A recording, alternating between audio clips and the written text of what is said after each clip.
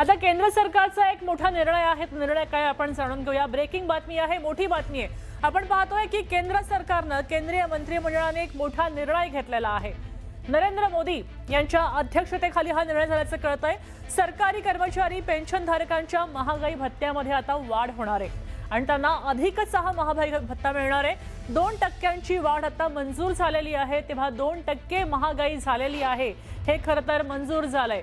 DA वाढलेला आहे। आता या निर्णयामुळे लाखो केंद्रीय कर्मचारी आणि निवृत्तांना थेट फायदा होणार आहे। त्याचा फायदा होईल त्यांच्या पगारामध्ये आणि पेन्शनमध्ये सुद्धा वाढ होणार आहे। सध्या हा निर्णय केंद्रीय स्तरावर लागू झालेला आहे आणि काही काळातच तो राज्य स्तरावर सुद्धा लागू होण्याची शक्यता आहे। आपल्यासोबत प्रशांत लीला रामदास जोडले गेलेत। प्रशांत, आपण पाहतोय की 2%ने महागाई भत्ता वाढलेला आहे। 2% ही पुरेशी वाढ आहे का? त्याबद्दल काय मत सध्या समोर येत आहेत?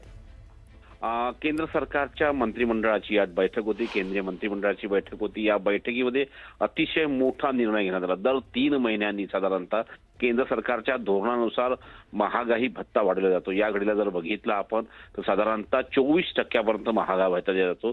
आता 2% वाढ करण्याची 26% महागाई जवळपास भत्ता होईल। आणि महत्त्वाचं म्हणजे साधारणतः पंतप्रधान नरेंद्र मोदी यांच्या अध्यक्षतेखाली ही आज महत्त्वाची बैठक झाली। या बैठकीमध्ये सरकारी कर्मचारी, तेही केंद्र सरकारचे कर्मचारी, ज्यामध्ये सरकारी कर्मचारी पेन्शनधारक, या दोघांनाच्याही याच्यात 2% महागाई भत्ता वाढवण्याचा निर्णय झाला आहे। याचा लाखो केंद्रीय कर्मचारी आणि निवृत्तांना थेट फायदा होणार आहे।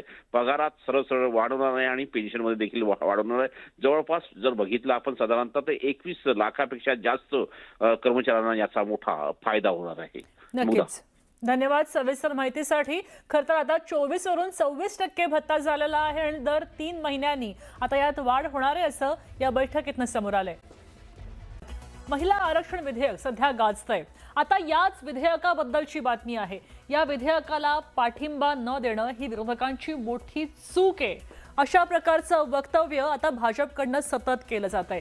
केंद्रीय मंत्रिमंडळ बैठकीमध्ये मोदींनी हे वक्तव्य केलंय अशी खात्रीलायक सूत्रांकडनं आपल्याला माहिती प्राप्त होतीये।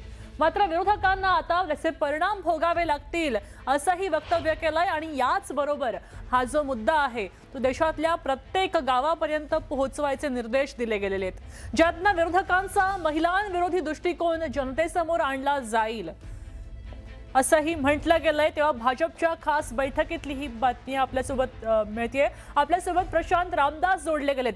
प्रशांत, आपण पाहतोय काल विधेयक नामंजूर झालं आणि या अपयशाचा खरं तर रोख भाजपनं कोणत्या दिशेनं घेऊन जायला सुरुवात केली आहे, काय सांगता येतंय?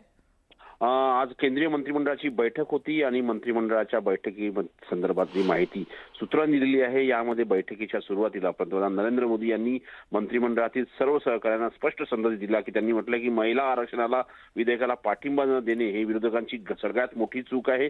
त्याची किंमत त्यांना आयुष्यभर चुकवावी लागेल।